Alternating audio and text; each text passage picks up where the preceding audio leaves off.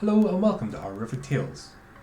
In this show we celebrate the creations of independent authors and aspiring writers. Please like and subscribe and share these episodes so we can help our talented friends get as much exposure as possible. We would also appreciate it if you could support our artists by either following them on their individual platforms or by purchasing their works. Details on how to do this are in the episode description.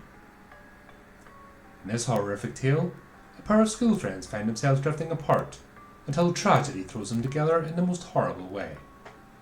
Join us now as we present Halloween Hauntings by Tristan Hutchinson.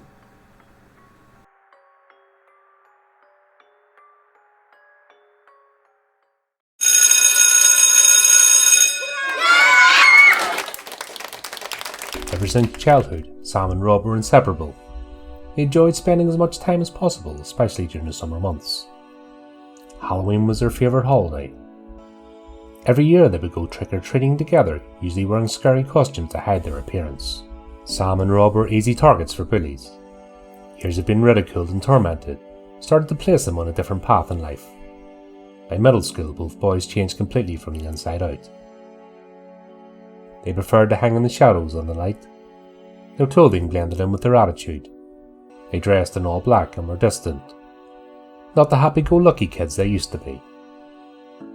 Everything had changed, except for their love for Halloween. They still made sure they hung out on Halloween. They stay up late watching scary movies, instead of getting candy. It was their tradition. As years passed, Sam and Rob began to hang out less. Life got in the way. Rob got attached to his girlfriend Becky, and started spending more time with her and less with his friend. Much like most teenagers did. Sam spent most of his time alone now. He continued falling deeper into darkness. He found his passion with the occult, spending his free time conjuring spirits and attempting astral projection. The leaves began to fall. The air was colder as fall started their 8th year of school. Halloween would be coming up, and Rob wanted his last Halloween before high school to be really special. The bell just rang, signaling the end of the school day and the end of the week. Tomorrow was Halloween. The halls were packed with students rushing home for the weekend. Rob rushed through the halls looking for Sam. He wasn't at his locker. He knows that last year they spent less time together, but there was no way he wanted to break a tradition. Hope was almost lost after searching everywhere for Sam. The last place he was expecting to find him was in the restroom. Sam was sitting on the ground, his hands covering his face.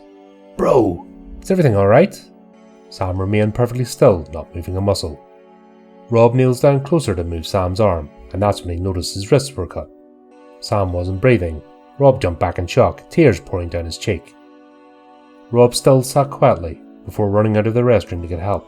Within minutes, paramedics were at the school pushing Sam away on a stretcher. Rob was asked several questions regarding the suicide from the police, obviously to rule out homicide. It was now time to go home. Buses stayed later in order to make sure everyone was okay. The last thing Rob wanted to hear was about any gossip about his friend, so he decided to walk home through the cemetery like they used to when Sam was alive. Today on the way home, it felt kind of weird, like he could almost feel Sam's presence. But Rob didn't believe in ghosts. Sam was the type of person to be into that stuff. When Rob got home, he didn't feel like doing anything.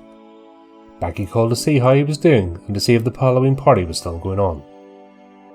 Rob thanked her for calling, but he wasn't quite sure about the party yet. He wanted to see how he felt tomorrow. Plus, he was starting to get the creeps. He still had the feeling that he wasn't alone. All he wanted to do now was rest his eyes and get to sleep. The next morning he woke up. He was feeling a little better. He still missed his friend, but at least he felt alone. Becky called him early to see how he was doing. She was psyched about tonight. Several of her friends were planning on attending the party. Becky mentioned to Rob that his friend would have wanted him to have the party and to celebrate his life. What a good idea, Rob thought to himself. Yeah, you're right. Let's celebrate Sam's life. He hung up the phone and started getting ready for the party. There was so much to do, but not enough time. He let his parents know he was off to Becky's house to get ready for the Halloween get-together. Hours passed by quickly until it was time for her friends to come over. Rachel came first with her brother Steve, who was another goth kid. He could almost pass as Sam. Then came her other besties, Kristen and Andrea. The party started out with blasting music and of course watching scary movies. Everyone was having a blast. Rob was starting to forget about his friend Sam. As the night progressed, the group was starting to run out of things to do, until Steve thought of a game for them to try. It was real simple. Sit in total darkness and stare at the person across from you until their face changed. Steve showed how it was done with his sister. The rest watched until Stephen began to laugh. Rachel's face eventually looked like she was an elderly woman. Everyone else started laughing. They wanted some fun. The rest of them paired off. It was Kristen and Andrea, Steve and Rachel, and of course Becky and Rob. At first it seemed like nothing was working. No one's face changed. Then suddenly some commotion was going on between Kristen and Andrea. Andrea started to look like a man before her eyes began to glow red. Kristen tried looking away, but she couldn't. She was forced to stare at Andrea's creepy face until they both passed out. They must have had too much punch, Steve laughed. No one had a clue what happened, so they continued to play. Soon Steve began to see Rachel as a man. Steve laughed and screamed out, "Yo, my sister looks like a man." He could barely hold in his laughter until her eyes began to glow red. He screamed out in terror as he heard a deep voice come out of nowhere. "None of you are going to see another day. Each of you will all die." "Did you hear that?" Rob's voice croaked. "Who will be first?" the same creepy voice asked, right before Steve and Rachel passed out like the others. "Is this a joke?" Becky asked. "What, do you think I planned this? I agree it's a great Halloween prank, but no, I didn't." Rob walked over to get a better look at Steve and Rachel, and that's when it hit him. They aren't breathing. "What did you say?" Becky asked in shock.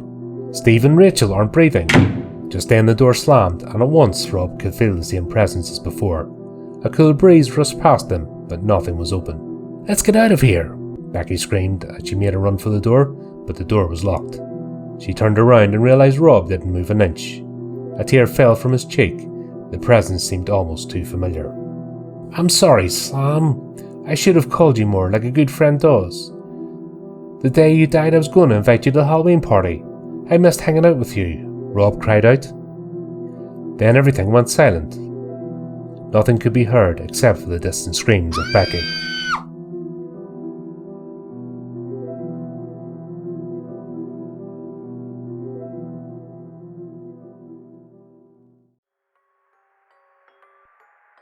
Well, we hope that you enjoyed our latest horrific tale. If you want to keep up to date with the future episodes, then subscribe to our YouTube channel and follow our social media pages. You can also give the channel support by visiting our merchandise store and picking up some of our items. Please also take a moment to support our contributing artists who very kindly lend their talents to the show. Check out the links in the description on how you can do this. Well, that just leaves me to say, until next time my friends, keep it creepy, keep it horrorific.